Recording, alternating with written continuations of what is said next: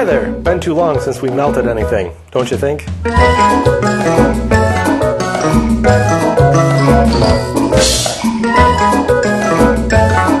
Here's today's victims, a pile of zinc. If you remember these patterns that I showed you before, these are from the Gingery book series. These are two little handle ball cranks, and he recommends you make them out of zinc or pot metal because it's quite a bit stronger than aluminum. But here's the thing, I've never melted zinc before, so I'm going to melt down some of my zinc scrap, see how it goes. These are going to have some interesting other features, like ramming this up. Since it's a 3D object, is going to be tricky. You're probably going to have to do something called coping down, but I'll explain that later. We don't want to get to fire right now. So this is a pile of zinc. This is out of washing machine, an LG. This is out of a GE garbage disposal. And most of these are out of LG products or Samsung products. They put a lot of zinc in because zinc is dirt cheap. Yes, these are screws, but they're zinc screws. If you notice, this is a big magnet. They're not magnetic, and they're not particularly strong either. So they break very easily. They make some internal parts out of zinc too. And the moral of the story is don't buy a Samsung washing machine. You know, zinc and stainless in a soapy solution that may have gone through a bit salty because of a water softener. Yeah, it's a recipe for disaster. But anyway, you'll find zinc all over the place.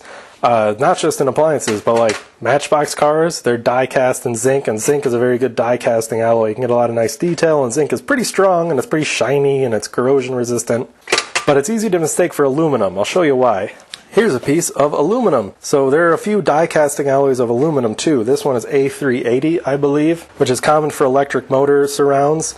And this is really shiny, so that might not be a great example. But something like this, sometimes they're not super shiny. This one's just dirty. But the aluminum die casting alloys aren't quite as shiny. They tend to be a little darker. But also, you can't see this, but this is pretty thick and doesn't weigh a thing. This got some heft to it. Another way you can tell, here's a file. It kind of skates across the top, but with aluminum, different sound. And see, it bites right into the aluminum, so it's much easier to file. However, zinc has some health issues, which is why I wanted to do this in a separate video. Zinc melting temperature is super low, like really low, and if you get it too hot, it'll want to boil off, and then it reacts with the air, the oxygen in the air, and creates a thick white fume that you don't want to breathe. So we're going to be melting this separate from all the other stuff, and we're going to keep it at a very low temperature, as low as possible. You'll see the smoke a lot of times with brass, because zinc is a common alloying agent in brass, and brass melts at a super high temperature, so high that when brass is molten, the zinc will want to boil off and react with the air. So you get a lot of fumes. And there are ways to fix that so it doesn't affect you as much, but the biggest way is just don't melt brass. Like if you want to be safe, don't melt zinc, don't melt brass, don't melt nothing. Also, something I've noticed, these aren't as heavy as you would think. So like if this were a stainless bolt or just a steel bolt, it would be quite a bit heavier. This isn't as heavy. Still got some good heft to it, but not as good as steel. And also, obviously it's not magnetic. I can just pour it right out. One way you can prevent the fumes from coming off, especially in brass, is you get like a cover flux, something to pool on top of the molten metal so that the oxygen doesn't get in contact with the zinc and boil off. But I'm not going to do brass, just pure zinc. There are good alloys of zinc and aluminum, however. Mostly zinc with some aluminum, very strong, like nearly as strong as steel. And you can get really good details in casting, very high detail, very shiny, very nice. It's just kind of underappreciated, I think, in part because it's cheap. Also, it's not as light as aluminum, but it's not as tough as steel. So it kind of isn't great at anything. It's just pretty good at a lot of stuff. Also, if you take a blowtorch to a penny, don't do this. If you take a blowtorch to a penny and you notice it's a pretty new penny, and the middle just melts right out, because it's made out of zinc. Old pennies won't do that. Really old ones before 1982, they're all copper. So that's like opposite ends of the spectrum. Copper, super high melting point, zinc, super low melting point. Not as low as lead, but don't melt lead. Lead's dangerous. If you eat meals with like zinc forks for the rest of your life, you're fine. If you do it with lead, you're not going to be fine. So zinc, it has the fumes which are poisonous, but the metal itself isn't really a problem. Like you can lick on a bunch of zinc, and it's probably not going to hurt you. Anyway, shut up, Beardy. Time to get to the burning stuff. Here we are. So it's so bright out that you can't really see anything going on. You can't see the flame, which is a problem. You can't see anything. However, you can kind of see the top of the zinc and see it's melting. It's getting all crackly there. When it started melting, it looked like it crumbled into a pile and then melted. Kind of crazy. Also crazy, I can't see anything. The weirdest thing is looking into there and not seeing anything glow. It's not bright enough to glow. It's weird. You can't see the flame either. Shine straight into the melt pool. Only 927. This thing maxed out and wouldn't tell me the temperature before aluminum would melt. How handy. Also notice the complete lack of zinc fumes. You'll see them. They're white, they're opaque, difficult to miss.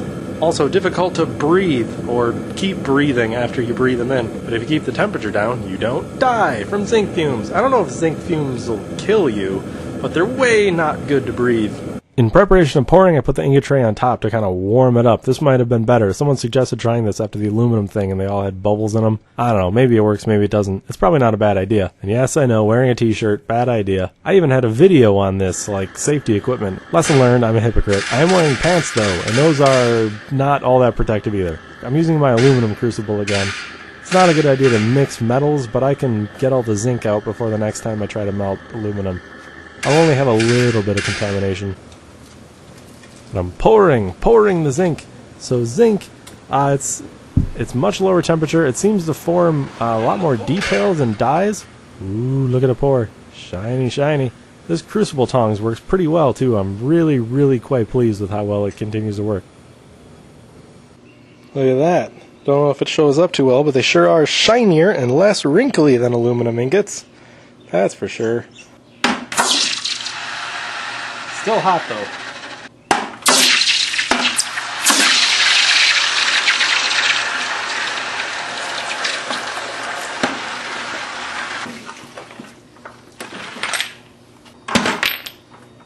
And we're back. So here are the ingots that I made.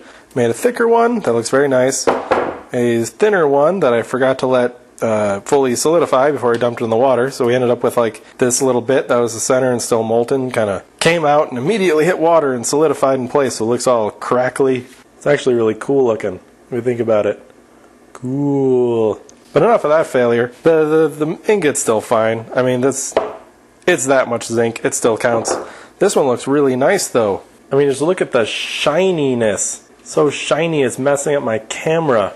Here's an aluminum one, a cast aluminum one, just to check out. The aluminum looks darker, and it's all like, I mean, it's kind of pitted looking, but it's more or less not as shiny and smooth looking.